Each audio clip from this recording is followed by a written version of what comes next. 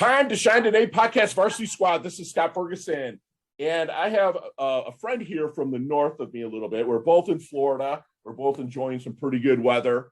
But this lady, a good friend of mine, Sara Im, went through literally hell and back. She grew up in Cambodia. She endured 4 years of captivity and survived the mass genocide that claimed 2 million lives. Sara's an inspirational speaker and an author of an award-winning inspirational book, How I Survived the Killing Fields, which if you listen to the end, myself, I'm going to buy a copy of the book and have Sara sign it and send it out to you. Sara graduated from Western Connecticut State University, and she speaks to inspire, motivate, and encourage others to have hope, more courage, and a positive perspective for life. And I cannot wait for one day that Sara and I share a stage. I get out there because her story needs to be told about survivorship, not only surviving, but learning to thrive. And Sara, thank you so much for coming on. Please introduce yourself to the Time to Shine Today podcast Varsity Squad. But first, what's your favorite color and why? My favorite color, blue. Blue. And you're wearing it. I love it. I'm wearing it. I love it. Why do you like blue? It has a sense of calming, peaceful, like water, like the ocean. So I know. I'm looking at it right now, the Atlantic, and you got the Gulf over on that side. So isn't it nice here in Florida? We get the water and in the blue. I love it. So yeah. Sara, I told you off camera, off mic that your story makes me emotional. I'm a history nerd when it comes up, so I know the story of what you've been through, but I could never imagine living it. So if you don't mind, kind of take us back and kind of share what you went through and then how you used the lessons there to thrive and level up. Okay. Maybe I'll start from my childhood a little bit. Sure. So your audience might know me a little bit more. Yes. So I grew up in the countryside, in the farm area where my parents are farmers, but I enjoy the environment, the nature that surround us. And as a first child in the family, I feel so loved and secure. Yeah. Yeah, and my parents were hard worker, and they realized that farming is very hard work, and they want me to grow up as a farmer. So they instill in me that education is the way to go. You need to have higher education. Right. So that had been implanted in my mind. So when I graduated from high school, guess what? I went away from home to the college. Okay. College is in the capital city, which is about 350 miles away from home. Okay. That means I left all my family behind. Oh, wow. And how old were you? Like, when does college start over there? Is it 18 years old? I was 20. 20, okay. Yeah, because I start late. Okay. I was a small girl, and my mother didn't want me to go to school. So hold me up for a couple of years. Okay, understood. He's afraid for safety and well-being a lot, huh? Yeah, so I start late. So while I was attending college in April 1975, the communist Khmer Rouge took over the country. They came in the military processing. Okay. All the truck, the tank, and the weapon, the military people walk in. Right. And we have no idea what to expect. But they took us by surprise. Okay. Ooh, okay. Surprise. Everything had to be shut down. Nobody dared to open the store or marketplace or office or any kind. Nothing open. Completely shut down. And went door to door demanding that everybody come out, and go. Go where? And they push us to go away from the city. They don't want anybody to stay in the city. Mm. So we all pile up on the street, like millions of people on the street, crowded, and we try to walk away from the city. And we carry a little belonging because we cannot carry much. And people that have car or motorcycle or anything like that, they cannot take with them. They have to walk on foot. So we walk, and I was crying. I want to go home, but Right. there's no way I can go. Right. How long did you walk for, Sara? For a few weeks. Wow. Wow. A few weeks, and we slept on the ground. Man. Wow. We eat a little bit of food that we carry from home. That's all. Mm. Cannot buy anything. There's nothing to buy. Sure. Wow. This is terrible. It was miserable to start at the beginning, from the beginning. Mm. So finally, we got to the village. Mm.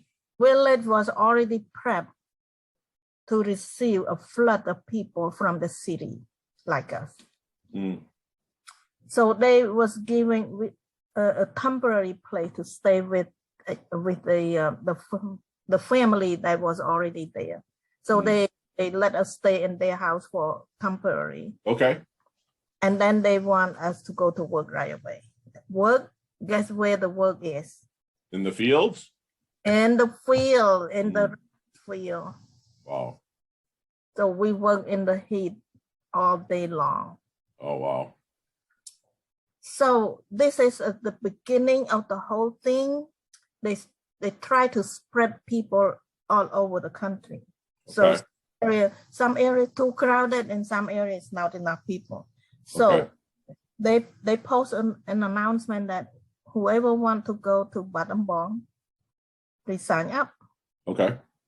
Battambang is my hometown. Okay. That's where you were from. Okay. Yeah, that's where I'm from. So when I heard that word, it's just like music in my ears. I said, oh, I want to go there. So I signed up, and then they put us on the truck, on the boat, and then a few steps. And by the time they let us go, they want us to stay. It's the middle of nowhere. Wow. Okay. Very disappointing. Very disappointing. So. Right. So what happened after that then? We had to build our own shelter and live there, and then there is another announcement. This is in the process. They try to spread people all over, and they make another announcement. They want single people, single men and women to sign up to go get the training. They say when you go to this camp, you will get trained, and maybe there is a possibility that you can move to help other people in the next door village. Okay. When Sara, what kind of training, huh? Well, don't know. I don't know. Okay, so, but go ahead. But when I heard that it's a possibility that I might be able to move around to the nearby village, I want to do it because I don't want to get stuck in the middle of nowhere, and I want to have a possibility. Maybe I can find my family. Okay. So that's my mind for thinking. Okay. And then when they took us to this place, and it's the big camp, they want 1,000 men and women, all single. That means the strongest force. And they work us extremely hard. Okay. The training is in the rice field. Rice fields, okay. The rice field, 15, 16 hours a day, 7 days a week. Not enough time to sleep, now no time to rest. Right. And we were giving very little food. Very little food, barely a corner of our stomach. So we were hungry. Oh, man. exhausted. Terrible, right? Only at the beginning, the first couple months, so many people already got very sick because of the condition. Yeah, 7 days a week, 16, 17 hours a day, that'll kill you. I mean, literally, you know, and like you fortunately were younger. So I know that you were a smaller person, but you could maybe withstand just a little bit more than maybe elderly people, older people. And those were, did you find that a lot of the people that passed or just dropped from exhaustion were maybe elderly people and stuff like that? That's just terrible. I'm so sorry. Yeah, I don't have exposure to the older people because this is the single. Right. Right. That's right. Single people, they were trying to build the strength. Okay. Yeah. Okay. So keep going, because I want to get, you know, to the roots of the story with the genocide and the mass stuff that just was terrible. Yeah. So I got sick. When I become sick, you know, I catch a few diseases at the same time. Oh, man. Malaria, high fever, typhoid. And then my body was swelling and then emaciating. So every time I was swollen, and then I lost like 10, 15 pounds at each time. Oh my gosh. You were already a little thing.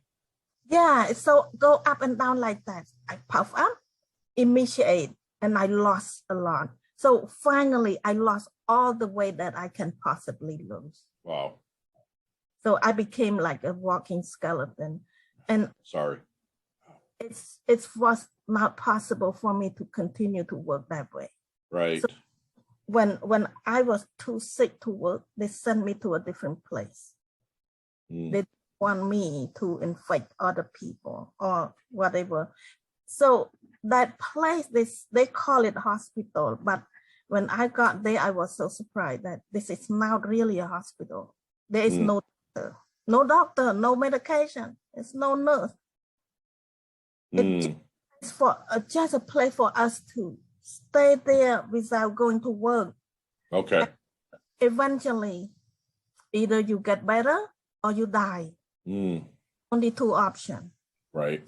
How can we get better if we don't have the help? Yeah, right. Without the help. So I saw people die. Sorry. I'm sorry. Yeah.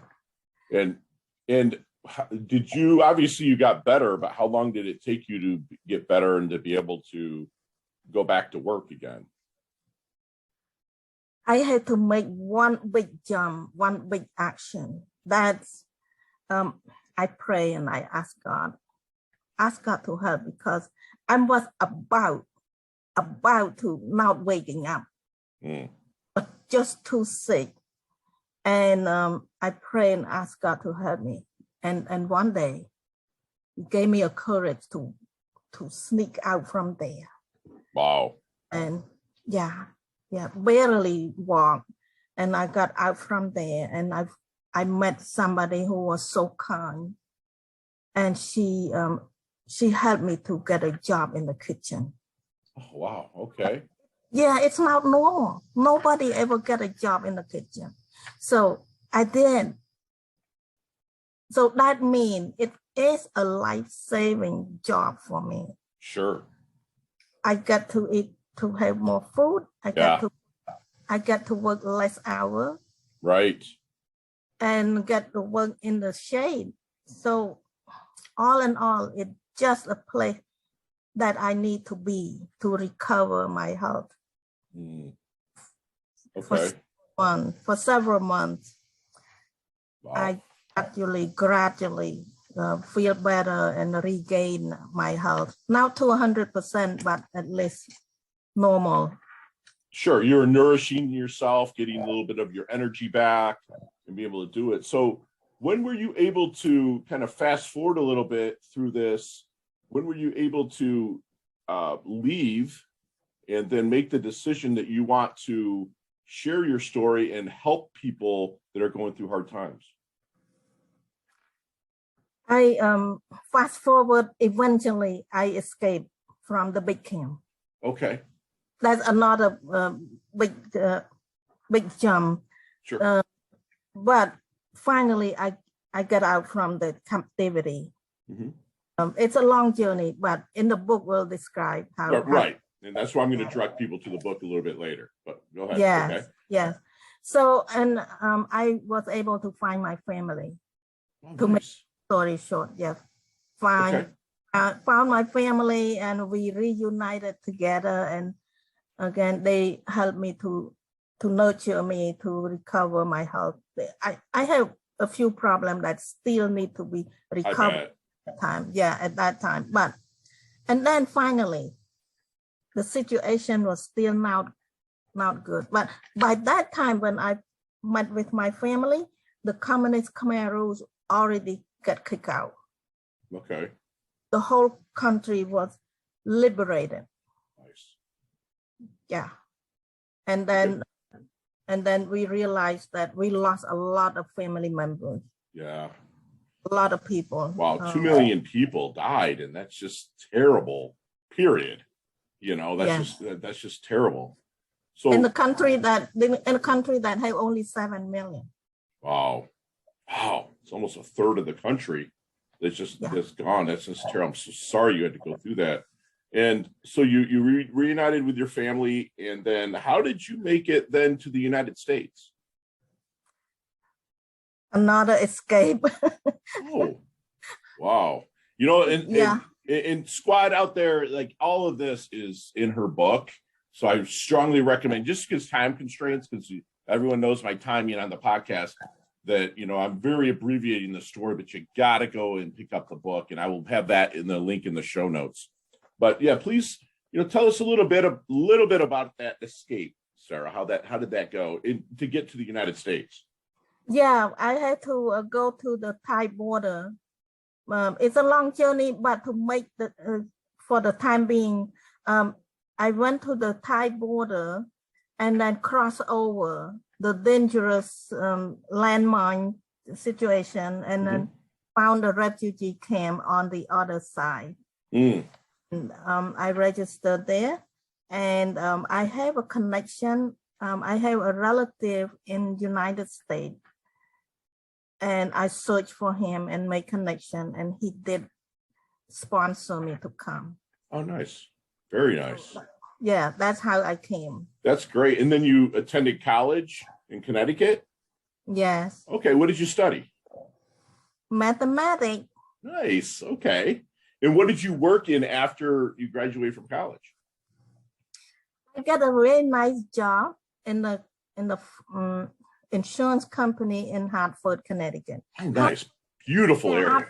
Yeah, Hartford is the capital city of insurance company. Yes. Right. Right. Yeah. So it's a beautiful area too. So when did you start to really want to share your story, get out and speak about it and write the book? When did that come about? Well, several years ago, some people, when they found out a little bit about my story, they invite me to speak at the group and so on. So the word started to spread. And then there was a lot of encouragement that I should write my book. Yes. But I did not take action right away because, you know, English is not my first language. Right. And I have no idea how to go about it. And then in 2015, one of my networking friends helped me to get the book out. Nice. The goal is to tell my story to instill hope in people. Yes. The idea was that I came across people that lost their family to suicide. One of my audience members, she just lost her husband who did suicide. And the other lady lost her teenage child to suicide.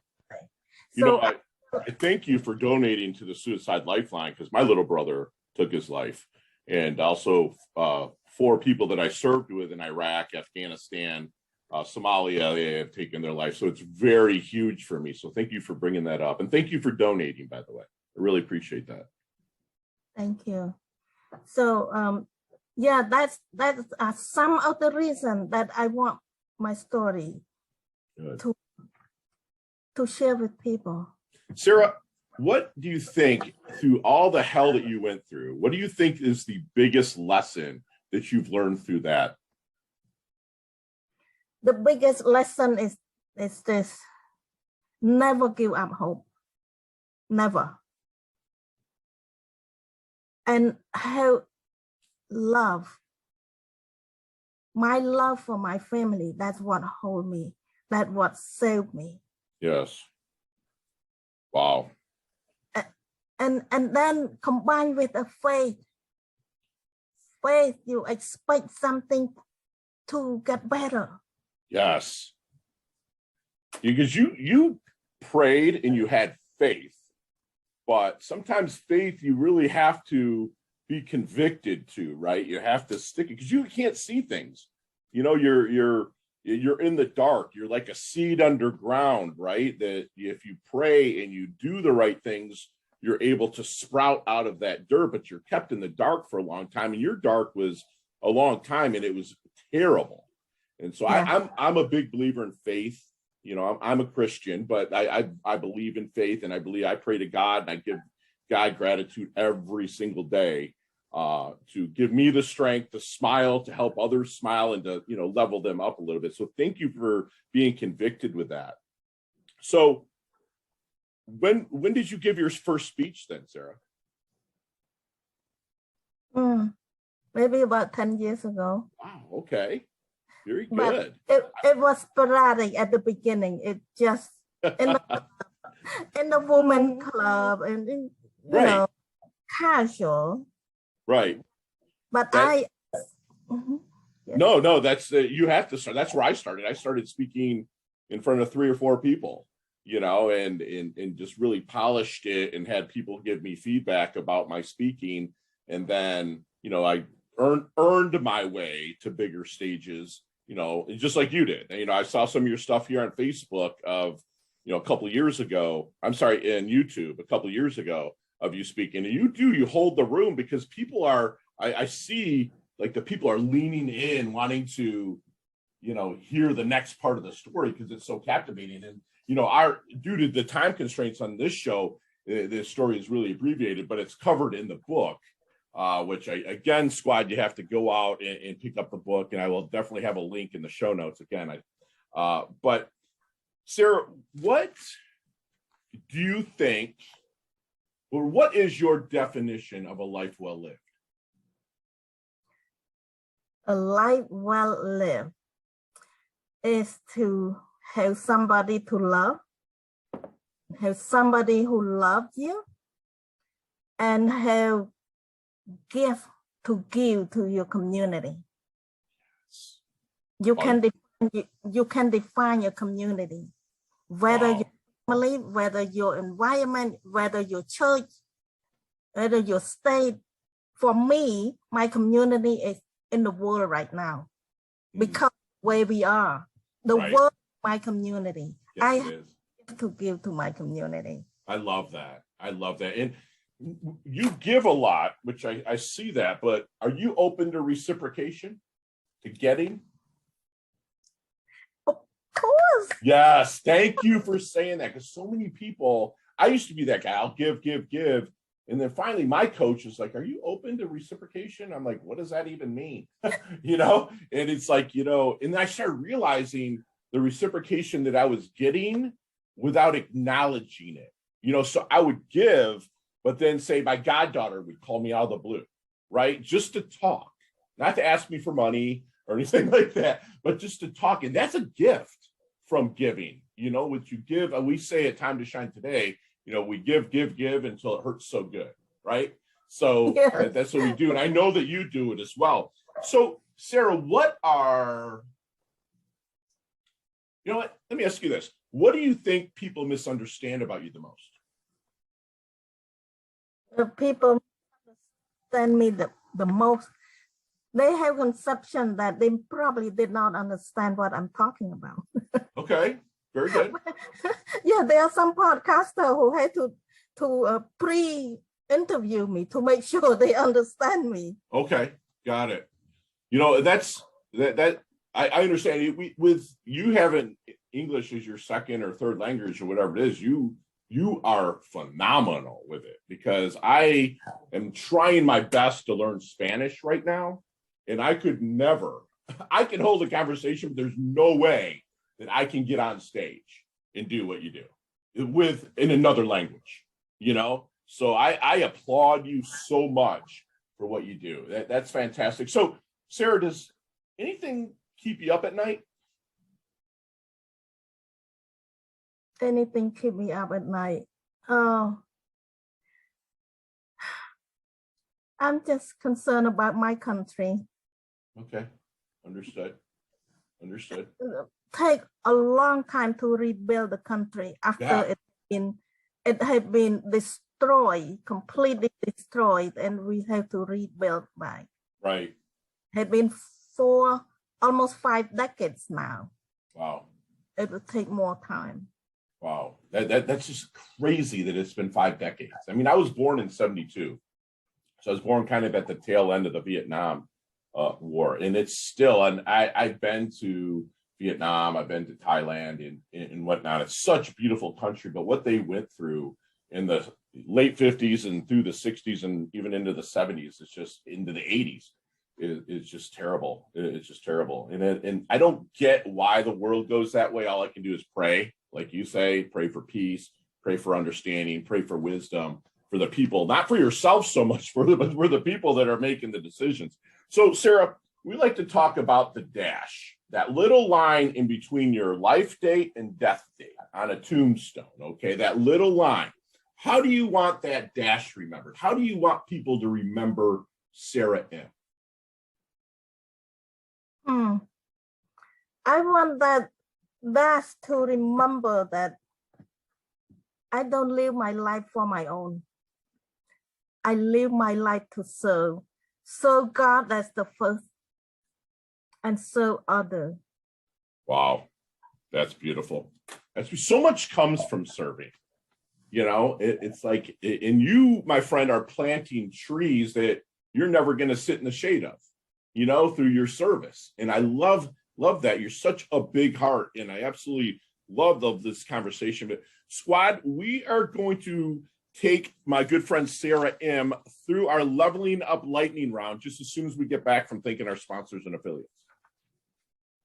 Time to shine today, Podcast Varsity Squad. We are back with my awesome sauce friend Sara Im, who went through a time that none of us that are really alive anymore at my age or younger than me would never ever been able to understand and comprehend. I still am having a hard time comprehending. But Sara, we have a leveling up lightning round. Okay, so you and I could talk a long time about each one of these questions, but I'm going to ask you questions, and you got 5 seconds to respond, and they can all be responded in 5 seconds. No explanations. Are you ready to level up? Let's do it. All right. What is the best leveling up advice Sara's ever received? Ever best advice? I'll treat other. Share one of your personal habits that contributes to your success. Know my agenda. Yes. Scheduling, yes. And time management.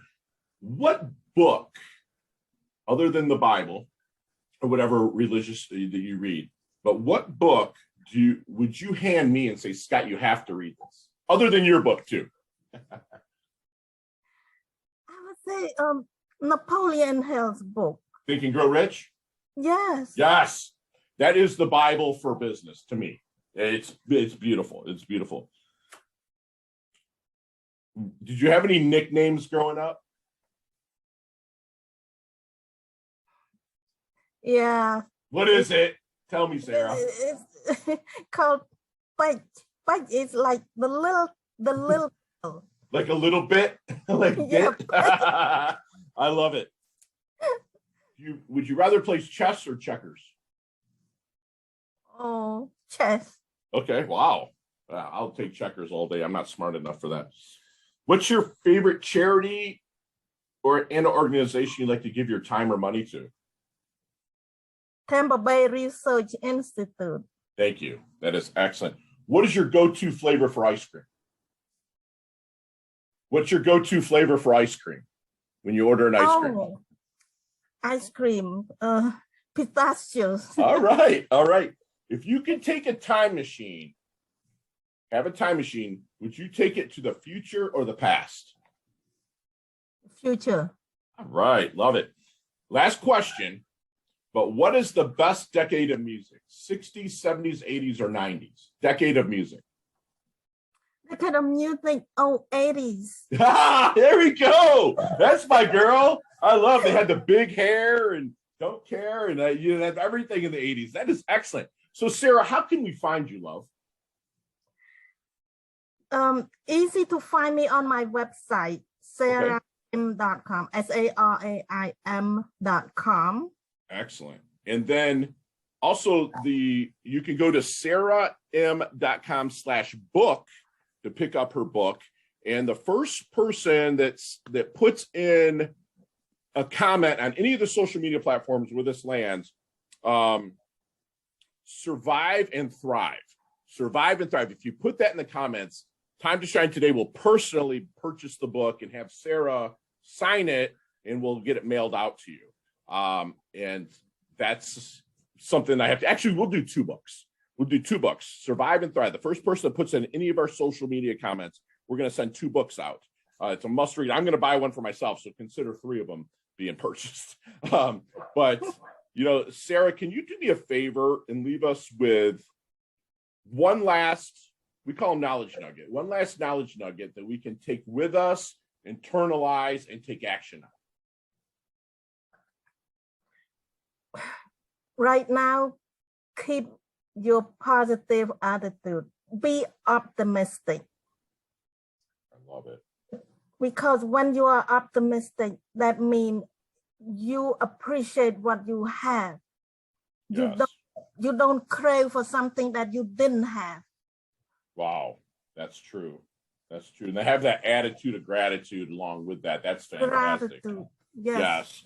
In squad, we again, I might even bring Sara on for a little more deep, in-depth story, because I had to abbreviate the story just for your listeners out there. But make sure you make it over to saraim.com or saraim.com/book. And again, it's SARAIM.com. And check her story out. Go to her YouTube channel. You know, she grew up kind of in a farming area.